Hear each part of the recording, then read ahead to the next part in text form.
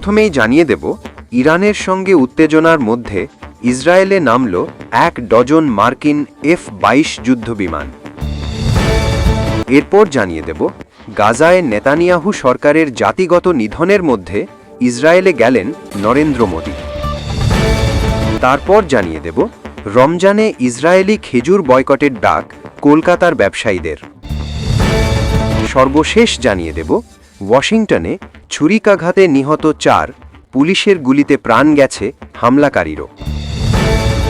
দর্শক, এতক্ষণ শুনলেন সংবাদ শিরোনাম, এখন শুনবেন বিস্তারিত। তবে বিস্তারিত শোনার আগে এই ভিডিওটি কোথা থেকে দেখছেন তা অবশ্যই কমেন্টে জানান এবং নতুন খবর সবার আগে পেতে চ্যানেলটিকে সাবস্ক্রাইব করুন।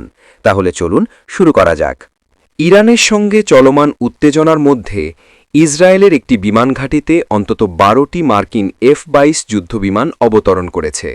গত মঙ্গলবার বিমানগুলো অবতরণ করেছে বলে জানিয়েছে ইসরায়েলের রাষ্ট্রীয় সম্প্রচার মাধ্যম কান।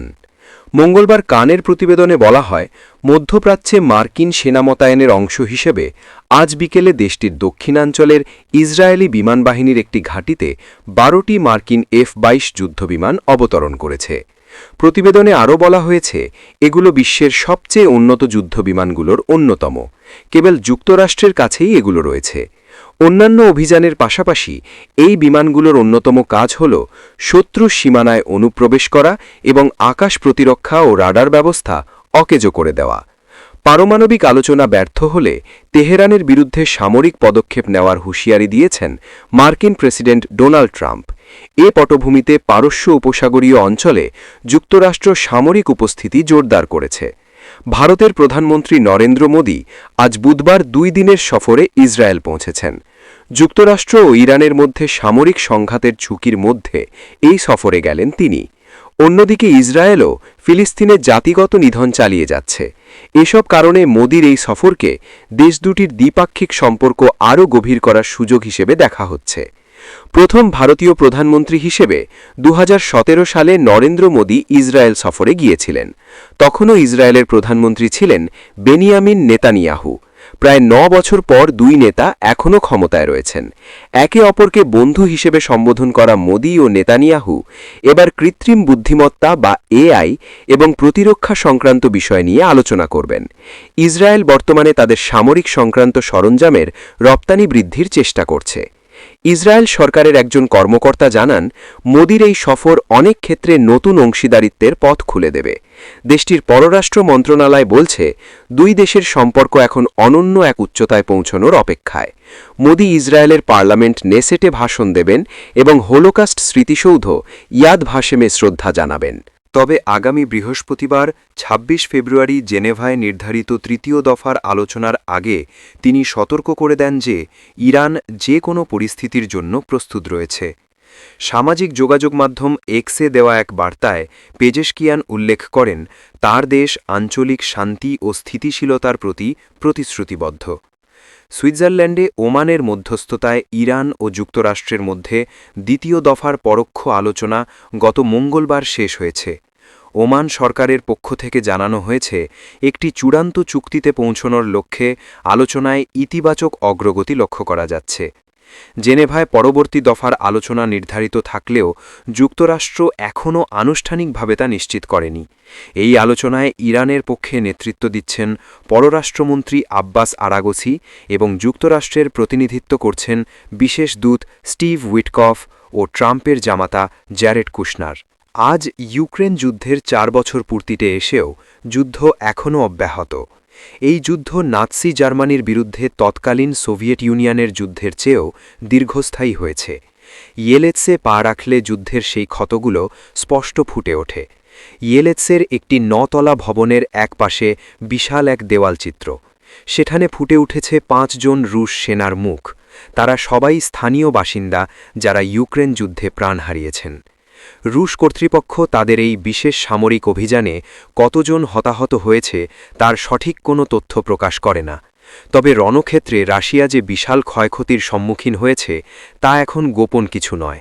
ওই এলাকার বাসিন্দা ইরিনার অভাবের সঙ্গে নিত্যযুদ্ধ। তিনি বলেন, জিনিসের দাম আমাদের পিষে ফেলছে, টিকে থাকাটাই এখন ভীষণ কঠিন। বাজেট ঘাটতি বাড়ছে এবং অর্থনীতি স্থবির হয়ে পড়েছে। পরিস্থিতি সামাল দিতে সরকার ভ্যাট 20% থেকে বাড়িয়ে 22% করেছে। এই অতিরিক্ত অর্থ প্রতিরক্ষা ও নিরাপত্তা খাতে ব্যয় করা হবে। রুশ রাষ্ট্র টেলিভিশন জনগণকে ধৈর্য ধরার পরামর্শ দিচ্ছে। ক্ষুদ্র ব্যবসায়ীরা এখন এই চাপে পিষ্ট হচ্ছেন। ইয়েলেৎসের একটি বেকারিগুলোতেও অর্থনৈতিক মন্দা আর কর বৃদ্ধির ধাক্কা লেগেছে। একটি বেকারির মালিক আনাস্তাসিয়া বাইকোভা বলেন, আমাদের দাম বাড়াতে হয়েছে, কারণ বিদ্যুৎ বিল, ভাড়া সহ সবই বেড়ে গেছে। সুন্দর আগামীর প্রত্যাশা। ইয়েলেৎস থেকে 1 ঘণ্টার দূরত্বে আঞ্চলিক রাজধানী লিপেতস্ক, সেখানেও যুদ্ধের স্মৃতিচিহ্ন আরও প্রকট। সেখানে নিজের অ্যাপার্টমেন্টের সিঁড়িতে দাঁড়িয়ে ইভান পাভলোভিচ এখন যুদ্ধ নয়, বরং একটি ফুটো পাইপ নিয়ে বেশি চিন্তিত। দেওয়ালের কোণে বরফ জমে আছে, লিফটও কাজ করছে না। তিনি ভীষণ ক্ষুব্ধ, কারণ কেউ এটি মেরামত করতে আসেনি। দ্রব্যমূল্যের ঊর্ধ্বগতি আর বিদ্যুৎ বিল নিয়েও তার অনেক ক্ষোভ।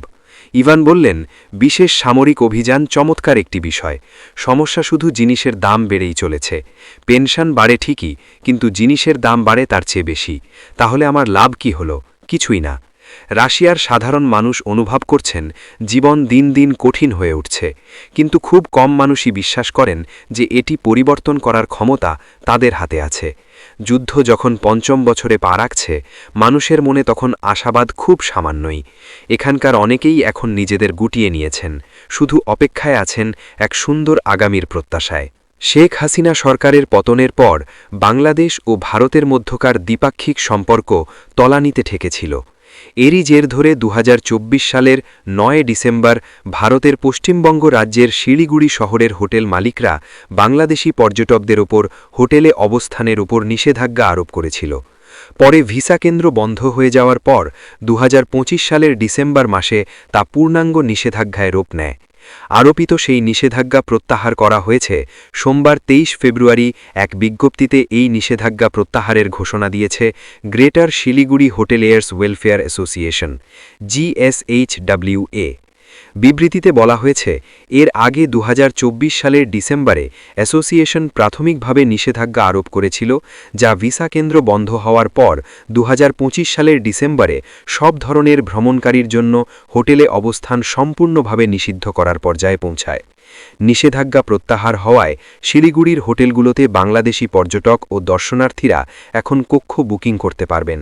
বিবৃতিতে GSHWA বলেছে, পশ্চিমবঙ্গের শিলিগুড়ি জুড়ে সদস্যভুক্ত হোটেলগুলোতে বাংলাদেশি নাগরিকদের অবস্থান সংক্রান্ত সব ধরনের নিষেধাজ্ঞা ও বিধিনিষেধ তাৎক্ষণিকভাবে তুলে নেওয়া হয়েছে। গত 17 ফেব্রুয়ারি বাংলাদেশে গণতান্ত্রিকভাবে নির্বাচিত সরকার গঠনের পর এই সিদ্ধান্ত নেওয়া হয়েছে বলে জানিয়েছে সংস্থাটি। ওই দিন তারেক রহমান বাংলাদেশের নতুন প্রধানমন্ত্রী হিসেবে দায়িত্ব গ্রহণ করেন এবং ড. মুহাম্মদ ইউনুসের নেতৃত্বাধীন অন্তর্বর্তী সরকারের 18 মাসের শাসনের অবসান ঘটে। বিবৃতিতে বলা হয়, বর্তমান পরিস্থিতি পুনর্মূল্যায়নের পর greater Siliguri hoteliers welfare association সদস্য হোটেল মালিকদের বাছে আনুষ্ঠানিকভাবে ভোটাভুটির আয়োজন করে। ভোটাভুটিতে সংখ্যাগরিষ্ঠ মেম্বার পুনরায় বাংলাদেশিদের জন্য হোটেল বুকিং শুরু করার পক্ষে মত দেন। অ্যাসোসিয়েশন বাংলাদেশি অতিথিদের ওপর নিষেধাজ্ঞা প্রত্যাহার করলেও জোর দিয়ে বলেছে, ভারতের নিরাপত্তা ও মর্যাদা সবার আগে। ভবিষ্যতে কোনো অসম্মানজনক বা উস্কানিমূলক ঘটনার পুনরাবৃত্তি হলে কঠোর ব্যবস্থা নিতে তারা দ্বিধাবোধ করবে না।